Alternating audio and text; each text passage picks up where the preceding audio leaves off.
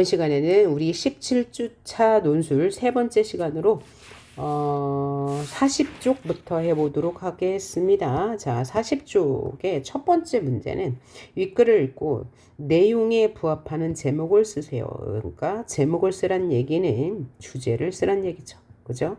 전체 내용을 통합하는 주제를 써보라. 그러니까 전체 내용을 한번 읽어봅시다.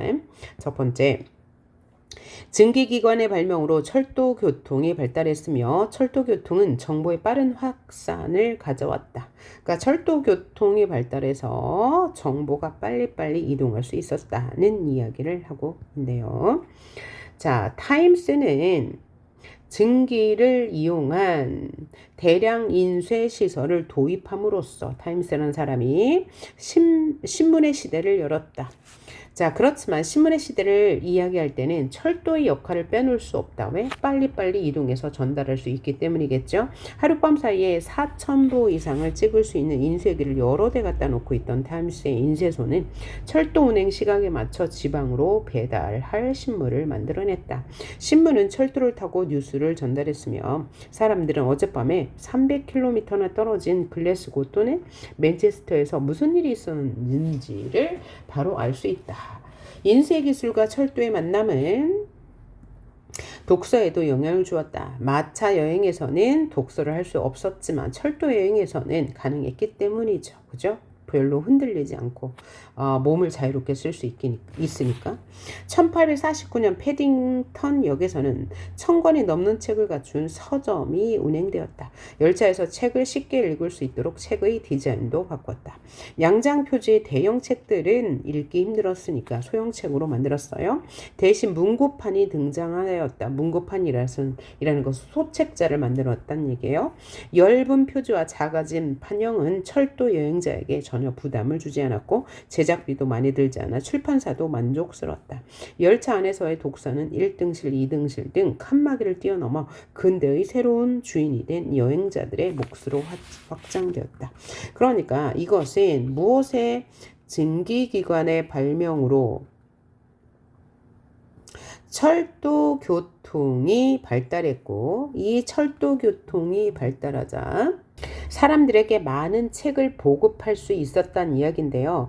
이렇게 많은 책을 보급할 수 있었던 이유는 증기기관 발명으로 이 증기기관을 이용해서 인쇄시설을 도입했다는 얘기죠. 자, 그러니까 첫 번째 증기기관 발명으로 철도교통이 발달했고 인쇄시설을 도입할 수 있었고 이래서 신문의 시대가 열렸고 또 독서, 책이 도서가 많이 보급되었다는 얘기네요. 그러면 이것을 모두 통합하면 뭐라고 쓰면 될까요?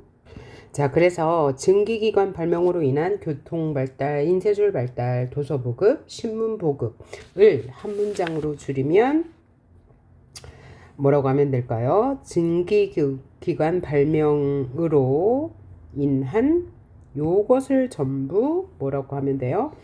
정보의 확대라고 해주시면 될 것 같습니다. 자, 그러면 다음 문제 보도록 하겠습니다.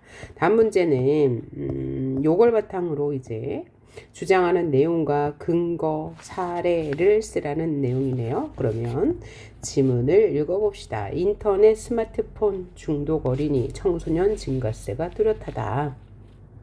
1문단 보겠습니다. 초등학교 5학년 딸아이를 키우는 학부모 김아무개 씨는 요즘 고민이 많다. 학교에서 돌아온 아이와 대화하려 해도 아이가 친구들에게 편지를 보내느라 스마트폰을 놓지 않고 있기 때문이다. 초등학교 2학년인 둘째 딸도 벌써 스마트폰 메신저로 친구들과 만날 약속을 정한다. 김 씨는 스마트폰에서 눈을 떼지 못하는 아이들이 걱정이 된다. 그러니까 1문단은 스마트폰에 빠져있는 아이들에 대한 염려가 되겠네요. 그럼 2문단 계속 봅시다. 친구들끼리 단톡방에 워낙 많아 웬만한 의사소통은 스마트폰으로 하다 보니 못쓰게 하기도 어렵다고 토로했다. 맞죠? 여성가족부가 전국의 초등학교 4학년, 중학교 1학년, 고교 1학년 학생 146만여 명을 대상으로 지난 3월부터 2016년 인터넷 스마트폰 이용 습관 진단 조사를 실시한 결과 인터넷이나 스마트폰의 위험 사용자군 청소년이 100명 중 14명꼴인 20여만 명에 이른다. 14%가 이거죠. 그죠. 스마트폰 위험 사용자군이라는 얘기예요. 위험 사용자군이란 일상생활에서 잠시라도 인터넷이나 스마트폰이 없으면 심각한 금단 현상을 보이는 이들을 가리킨다. 이보다 한 단계 아래 주의 사용군은 인터넷 스마트폰 사용 시간이 늘어나 스스로 조절하기 어려운 수준을 가리킨다. 인터넷과 스마트폰에 대한 위험을 두 가지 동시에 가지고 있는 공존 위험군 청소년도 37.6%나 된다. 지난해 조사한 공존 위험군의 비율은 3.47에 비해 증가한 수치다. 그러니까 이 청소년 스마트폰 고위험 사용자군이 늘어나고 있다고 말하고 있죠. 특히 최근 3년간 위험 사용자군의 증감 추이를 보면 인터넷 스마트폰 사용자의 저연령화 경향이 굳어지고 있는 것으로 보인다. 초등 4학년 학생들의 경우 전체 조사 참여자 대비 인터넷 중독 성향을 보이는 이들 위험 사용자군과 주의 사용자군의 합의 비율은 2014년부터 2016년까지 3년간 이렇게 점점 증가 추세에 있다라고 말하네요. 오문단 계속해서 봅시다. 스마트폰 중독 성향을 보인 이들의 비율도 4학년 초등학생들 중 3.5%에서 4.74로 꾸준히 늘고 있다. 중1과 고1의 경우 스마트폰 중독 비율은 3년 사이 점점 줄고 있고 인터넷 중독의 경우도 소폭 상승하거나 변동이 있었다. 이렇게 초등학생에게 인터넷폰과 스마트폰의 중독 성향이 증가하는 추세와 관련해 성윤숙 한국청소년정책연구원 연구위원은 요즘 영유아들에게도 중독률이 높아지고 있는 추세인데 이는 부모들이 아이가 어린이집에 가기 전부터 디지털 기기에 노출시키는 이유가 가장 크다고 지적했다. 그래서 아래 표에서는 지금까지 이야기한 것을 도표로 나타내주고 있네요. 청소년 인터넷 스마트폰 중독 현황에 대해서 2019년 조사한 건데 2017년보다 점점점 증가하고 있다는 것을 보여주고요. 오른쪽은 청소년들 뿐만 아니라 어린이뿐만 아니라 성인들도 일상생활에서 스마트폰 비중 이용률이 많다는 것을 그림으로 보여줬어요. 자, 그러면 윗글이 주장하는 내용은 뭘까요? 자, 요 표에 나와 있는 대로 그쵸? 요 표에 나와 있는 대로 청소년 등 인터넷 스마트폰 중독이 증가하고 있어서 문제가 되고 있다는 거죠.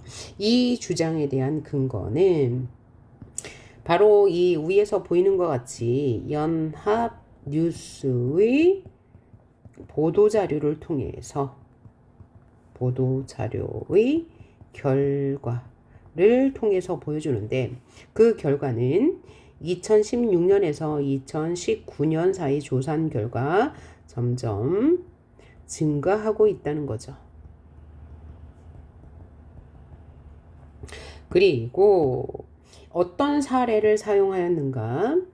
그 신문기사 앞에 나와 있는 기사에서 학부모가 자녀를 염려하는 사례. 그래서 이 사례라고 하는 것은 위에 나와 있는 도표는 사례가 될 수 없습니다. 사례라고 할 때는 언제 누가 무엇을 어떻게 했다라는 문장 구조를 완벽하게 채울 수 있어야 사례가 되는 것입니다. 따라서 이 도표와 이 도표와 이미지는 사례가 될 수 없다는 것 알아두시면 좋겠고요. 다음 문제는 윗글에 대한 나의 생각을 논술하시오 그랬어요. 그러면 이걸 쓰면 되죠. 이 위에 신문 기사가 나타내는 주제는 뭐예요? 스마트폰 중독이 늘고 있어서 문제가 심각하다는 것이니까 그 문제에 대해 여러분이 어떻게 생각하냐는 거예요. 그러니까 주장을 이렇게 쓰면 될 것 같죠? 그죠? 스마트폰 중독이 꾸준히 증가하고 있어 문제가 된다. 이것이 주장인 거죠. 그러면 이 주장에 대해서 왜 이런 생각을 하고 있는지 위에 나와 있는 신문 기사를 인용해서 쓸 수도 있고요. 그 다음에 자신의 경험을 근거로 쓸 수도 있고 주변에서 본 일을 근거로 쓰셔도 됩니다. 요거는 그래서 여러분이 자유롭게 한번 써보시길 바랍니다. 자, 이제 다음 쪽을 봅시다. 43쪽입니다. 43쪽 토픽은 시장 경제와 금융이라는 주제를 가지고 이야기해 봅시다. 자, 첫 번째 단어 먼저 볼까요? 이슈 6은 인권과 헌법이라는 내용인데요. 단어 보도록 하겠습니다. 첫 번째 대물림은 자, 대물림은 윗사람이 쓰던 것을 그대로 물려받는다라는 뜻이 있고 여기서 윗사람이란 이제 한 세대를 말하는 거예요. 그러면 한 세대는 뭘 말하냐? 아버지가 한 세대고 아버지의 딸, 자녀가 한 세대예요. 그럼 그 위의 세대는 할아버지 세대가 되겠죠. 그래서 이렇게 물려받는다. 재산을 물려받든 정신을 물려받든 문화를 물려받든 이런 걸 말하는 거고요. 주창은 무슨 뜻이냐면 어떤 주장을 내세우다 라는 뜻입니다. 그 다음에 철폐는 없애버리다 라는 뜻이 있고요. 명문화라는 것은 어떤 조문이나 문서로 밝힌다. 어떤 내용을 문서로서 밝힌다, 명문화한다 라는 거고 참정권은 선거에 참여할 권리란 뜻을 가지고 있죠. 자, 그러면 이것을 바탕으로 아래 내용을 한번 채워볼까요? 1번 노비는 재산으로 다루어져 조선시대까지의 얘기네요. 매매, 증여, 상속되고 신부는 뭐한다? 대물림된다. 대물림, 세대를 이어간다라는 뜻이죠.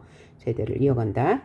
2번 천부 인권설은 홉스나 로크 같은 계몽주의 사상가들이 뭐했으며 주창 내세웠으며 미국의 독립선언과 프랑스의 인권선언을 이끌어 낸 사상적 배경이다. 천부 인권설은 뭐냐면 사람의 인권은 하늘이 부여한 절대적인 권리이다. 하늘이 부여한 권리라는 뜻이에요.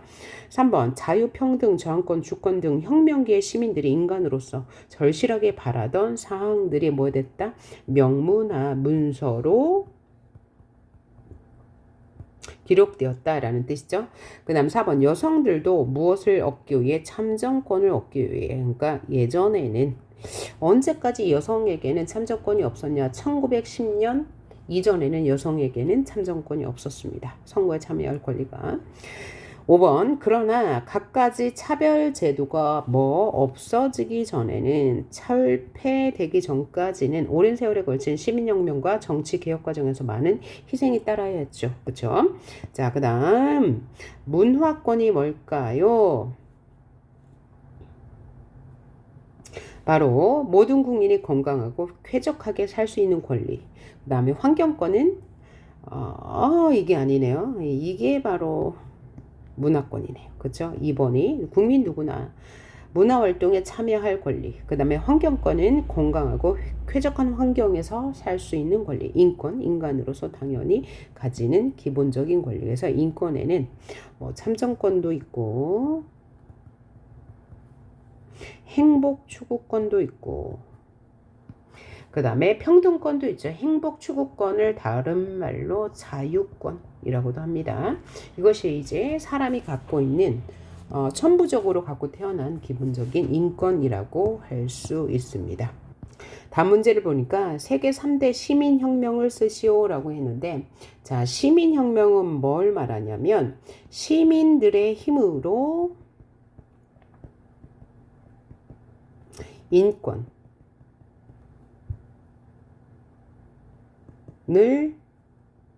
되찾은 혁명을 말해요. 그래서 이 인권은 뭐가 있다고 그랬죠? 뭐 평등권, 자유권, 참정권이 있는데 여기서 시민들의 투쟁해서 얻은 권리는 뭐냐면 참정권이야, 참정권. 이 참정권이 뭐예요? 민주주의에서 기본적으로 갖춰야 할 것인데, 그럼 그 이전에는 절대왕정이라고 해서 절대왕정 혹은 독재라고 해야 될까요? 혹은 황제, 그죠? 황제들의 힘에 의해서 황제의 마음대로, 왕의 마음대로 이 국가를 운영했다면 이것에 반항하여서 이제 시민들이 어떤 국가의 정책을 결정할 땐 국왕의 힘으로 해서는 안 된다는 이제 운동을 한 게 이제 세계 3대 시민 운동인데, 그것 중에서 가장 처음에 일어난 세계 시민 운동은 영국의 명예혁명입니다. 이것을 바탕으로 두 번째로 프랑스의 대혁명이 일어났고요. 세 번째로 이 영향을 받아서 미국의 독립혁명이 일어났습니다. 자, 이 세 개의 시민혁명 중에서 영국의 명예혁명은 전혀 이제 그 군사적, 무력을 쓰지 않고 피 하나 보지 않고, 시민들의 참정권을 되찾았어요. 그래서 명예혁명이라는 이름이 붙었고요. 그 다음에 프랑스의 대혁명은 굉장히 이제 유혈이 낭자했죠. 그래서 이 당시의 황제였던 루이 14세를 시민들이 단두대에 처형하면서 이제 시민의 참정권을 얻었고요. 이에 영향을 받아서 미국이 영국으로 독립을 한 혁명, 을 독립혁명이라고 합니다. 영국이 이제 미국을 식민지화한 다음에 이 미국 시민들에게 엄청난 세금을 부과하고 막 이랬거든요. 이것에 대한 저항으로 미국이 독립을 이루게 되었습니다. 프랑스의 도움으로요. 이것이 바로 세계 3대 시민혁명이라고 할 수 있겠습니다. 47번 볼게요. 뭐뭐란 충분한 능력을 갖췄음에도 여성이라는 이유로 일정한 지위 이상으로 오르지 못하는 현상을 말하는데, 자, 오늘날에도 이제 대부분의 중요한 위치, 회장이나 뭐 무슨 대통령이나 혹은 중요한 직책은 여성이 있긴 하죠. 옛날보다 많이 좋아지긴 했는데 여성은 남성에 비해서 이제 뭔가 사회적 제약이 있어요. 그것을 뭐라고 하냐면 유리천장이라고 해요. 천장, 즉 한계가 있다는 건데, 그것이 유리로 되어 있어서 자세히 나타나지 않는다는 거예요. 오늘날의 사회에서도 좀 그런 점이 보이긴 하지만 많이 좋아진 게 뭐냐면, 예를 들면 출산휴가는 남성도 쓸 수 있습니다. 부인이 아이들을 낳으면 남편도 쓸 수 있어요. 이런 것이 이제 유리천장이 어느 정도 이제 없어졌다라는 사례로 볼 수 있는 거죠. 그 다음 48번. 뭐뭐란 글자 그대로 법에 따라 다스려요. 나라를 국가 권력에 의한 자의적이고, 여기서 국가 권력은 뭐 절대 왕정 이런 게 되겠죠. 자의적이고, 그러니까 절대 왕의 마음대로 하는 것을 자의적이라고 하죠. 독단적인 지배를 받고 법률에 근거한 공권력 행사가 뭐냐면 국가의 권력이에요. 허용한다. 그래서 국민의 자유와 권리를 보호하고자 하는 통치 원리를 우리는 법으로서 다스린다 라고 해서 뭐라고 해요? 법치주의라고 합니다. 통치자의 자의적으로 뭐 어떤 정책을 펼치지 못하게 하는 것을 법치주의라고 하고요. 49번 한번 보겠습니다. 뭐뭐란 국가 권력을 나누어 여러 기관에 분담시킴으로써 서로 견제하며 균형을 이루게 해야 국민의 자유와 권리가 더 확실하게 보장이 된다는 것을 뭐라고 그래요? 삼권 분립이라고 하는데, 여기서 삼권은 입법권, 행정권, 사법권을 말해요. 자, 그러면 사법권은 법의 판결을 내리는 법원을 말하는 거죠. 그 다음에 행정권은 대통령을 중심으로 한 국가 운영, 대통령의 권한을 말해요. 그 다음에 입법권은 법을 제정하는 곳이니까 어딜 말하겠어요? 국회를 말합니다. 그래서 이들이 서로 견제해야지, 서로가 서로를 의식해야지 국민의 권리를 제대로 지켜줄 수 있다. 그래서 삼권 분립의 체제로 우리의 국정은 운영되고 있습니다. 50번 볼게요. 아이가 태어나면 부모는 일정한 연령부터 초등학교, 중학교 과정을 마치게 되는데 이것을 뭐라고 그래요? 의무교육. 그러니까 의무적으로 초등학교, 중학교, 고등학교를 가르치지 않으면 법적으로 제재를 받는 건 이것이 의무교육이죠. 그 다음 빈칸에 들어갈 말을 찾는데 자, 뜻 먼저 봅시다. 먼저 조례라고 하는 것은 조목조목 적어놓은 규칙이란 뜻을 가지고 있고요. 헌법은 국가 통치 체제의 근본적인 법이요. 그러니까 우리가 지켜야 하는 모든 법은 헌법으로부터 나온 거죠. 규칙은 알고 있을 거예요. 일정한 룰. 그 다음에 명령은 뭐요? 행동을 하게 하는 지침이 되는 것이고요. 법률은 국가가 정해놓은 법으로 강제성을 갖는 거예요. 그래서 법률을 어기면 범법자가 되는 거죠. 자, 그러면 51번은 한번 볼까요? 자, 멋멋은 1948년 7월 17일에 제정된 이래 모두 9차례 개정이 되었어. 1948년에 우리나라 대한민국 정부가 수립이 되었죠. 멋멋 개정은 개정인데요. 국회의원 과반수 또는 대통령의 제안에 따라 국회의원 3분의 2 이상이 찬성하면 유권자 과반수 투표의 투표자 과반수 찬성이란 국민투표 과정을 거쳐 확정되는 이것은 바로 헌법이죠. 그래서 여기서 지금 국회의원 나오고 대통령 나오고 또 유권자의 투표 이런 거 나오죠. 그러니까 이런 것을 통해서 우리가 이제 헌법을 개정할 수 있다라는 거예요. 그 다음 52번. 멋멋은 일반적으로 국회의원 과반수 출석과 과반수가 뭐예요? 2분의 1 이상이죠. 출석 의원 과반수 찬성으로 개정되거나 혹은 제정된다. 이것은 뭐예요? 법률입니다. 법률. 입법부에서 제정하죠. 법률을. 멋멋은 입법부의 법률과 달리 행정부에서 내리는 집행명령. 이것을 뭐라고 그래요? 명령이라고 합니다. 그러니까 나라의 살림을 하는 곳. 바로 행정부죠. 대통령과 총리령 명령이 있다는 것이에요. 그 다음 멋멋은 지방자치 단체장이 제정한다. 이것은 규칙. 그 다음 행정규칙을 말해요. 멋멋은 지방의회에서 제정하는 지방 행정규범을 뭐라고 하냐면 조례라고 합니다. 지방행정규정. 다음 단어 볼게요. 배급. 배급은 무엇을 나누어 주다, 물건을 나누어 주다라는 뜻을 가지고 있고요. 사유는 생각하다라는 뜻도 있고 사적인 소유물이라는 뜻도 있고요. 그 다음에 나라를 다스리는 4가지 원칙이라는 뜻도 있습니다. 자, 그 다음에 접목하다, 있다라는 뜻이죠. 그 다음에 이윤, 이득이라는 얘기고 착취.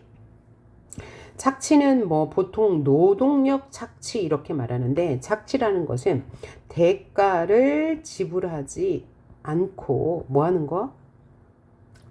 무상으로 취득하는 거. 어떤 사람이 뺏는 것이죠. 그러니까 어떤 사람이 가져가는 거. 무상으로 대가를 지불하지 않고 가져가는 것을 말합니다. 자, 그러면 문제 한번 볼까요? 1번 사회는 이를 개인의 뭐뭐로 인정한다. 사유, 개인이 소유한 재산. 그 다음 위의 신문 기사 내용처럼 개인의 생활에 필요한 여러 가지 물품을 국가가 일일이 뭐 하려면 어떻게 해야 할까? 배급, 나눠주려면. 그 다음 상품을 직접 만들어 팔아 더 큰 뭘 남겨 이윤을 추구하는 형태로 변했어. 이게 뭐야? 자본주의, 산업자본주의를 한다. 4번 자본가들이 더 많은 이익을 내기 위해서 노동자들을 열악한 환경에서 장시간 노동시키는 등 착취. 그죠? 자본가는 사장을 말해요. 정당한 대가를 주지 않고 노동력을 갈취하는 것을 착취라고 하죠. 그것이 심해지면 마르크스를 중심으로 한 사회주의 사상이 등장했다. 그 다음 소비자의 새로운 요구에 맞춰 첨단 과학 기술을 뭐하면 접목하면 이으면 접목해 점점 진화하듯이 자본주의도 변해가고 있다. 그 다음 제시된 단어와 그 뜻을 바르게 제시하시오 그랬어요. 공황이라는 것은 경제적으로 매우 좋지 않은 상황을 말하죠. 그러니까 경제가 성장하지 못하고 아주 마이너스가 되는 상황을 말합니다. 그런 것 중에서 아주 심한 상황. 이것은 이 대공황은 2차 세계대전 전에 있었습니다. 2차 세계대전은 1937년부터 있었는데 그 이전의 상황. 그래서 1차 세계대전은 1914년에서 18년까지 있었죠. 그래서 1918년부터 37년 사이의 이 불황이 뭐예요? 경제 상황이 좋지 않다는 거. 이 시기가 바로 대공황의 시기예요. 그러니까 이 대공황의 시기에는 경제 활동이 원활하지 않았겠죠. 그래서 세계적으로 일어난 큰 규모의 경제 공황을 우리는 대공황이라고 하고요. 수령이란 좋지 않은 상황을 비유적으로 수렁이죠. 수렁. 비유적으로 이르는 말이고 불황은 경제 상태가 좋지 않아서 실업자가 늘어나고 물가가 오르고 임금이 내려가고 생산이 줄어들어. 이렇게 되면 경제 상황이 좋지 않은 거. 그래서 불황이라고 합니다. 다음 문제 볼까요? 58번. 뭐뭐는 한 번 생산된 제품을 여럿이 함께 쓴다는 얘기죠. 쓰는데 협력 소비를 기본으로 한 경제 방식으로 대량 생산과 대량 소비가 특징인 20세기 자본주의의 경제에 대한 비판. 그러니까 20세기 자본주의의 특징이 뭐냐면 공유경제. 공유경제가 뭐라고요? 자, 협력 소비, 공유, 여러 제품을 함께 쓴다. 공유경제라고 합니다. 그 다음 뭐뭇은 경제적으로 약한 위치에 있는 소생산자나 소비자가 서로 협력하여서 공동 출자하여 만드는 사회 경제적 공동체. 이것을 뭐라고 그래요? 협동조합. 협동조합은 그러니까 누구와 누구가 만난 거예요? 생산자와 소비자가 직접 거래를 하는 것. 이것을 뭐라고요? 공동 출자하여 만든 공동체를 뭐라고 해요? 협동조합이라고 합니다. 그 다음 뭐뭐랑 같이 있는 어떤 대상을 놓고 수요자와 공급자가 만나 거래한 구체적이거나 추상적인 모든 장소를 우리는 뭐라고 그래요? 시장이라고 하죠. 구체적인 장소는 정말 재래시장 이런 물리적인 시장이고, 그 다음에 추상적인 시장은 어디에 있어요? 증권 거래소. 거기에서는 실질적으로 돈을 그죠? 주고받거나 물건을 주고받지 않는데 가상의 어떤 채권 같은 것을 주고받아. 여기도 이제 추상적인 시장이고, 그 다음에 인터넷에서 무슨 가상화폐 이런 것도 추상적인 시장이고, 그 다음에 우리가 이제 인터넷으로 이용하는 지마켓이나 이런 거 있죠. 요즘에 많이 쓰는 게 뭐예요? 옥션도 있고 무슨 쿠팡 이런 게 이제 추상적인 시장인 거죠. 그곳에서는 모든 시장에는 수요자와 공급자가 있죠. 수요자는 뭐 하는 사람? 사려는 사람. 물건 사려는 사람. 그럼 공급자는 팔려고 하는 사람. 생산자라고 해도 되고 팔려고 하는 사람. 이 만나면 그것이 바로 시장이 되는 거예요. 그러면 다음 문제. 보이지 않는 손이 무엇인가? 라고 했는데 이게 애덤 스미스가 말한 시장의 원리입니다. 시장은 어떻게 형성돼요? 사려는 수요자와 팔려는 공급자가 만나면 시장이 형성되잖아요. 그런데 이런 시장은 수요자와 공급자만 있으면 형성이 됩니다. 그래서 이 보이지 않는 손은 바로 뭘 말해요? 시장을 말합니다. 그래서 공급자와 누가? 수요자가 거래를 하는 시장에 의해서 경제가 운영되죠. 그래서 이 시장을 바로 보이지 않는 손이라고 말합니다. 그 다음 문제 볼까요? 자, 이제 다음 문제가 논술 두 문제 남았고요. 지금까지 61번까지 했는데 62번부터는 다음 파일에서 하도록 하겠습니다. 다음 파일은 4번 파일이 되겠죠. 그러면 4번 파일에서 봅시다. 수고하셨어요.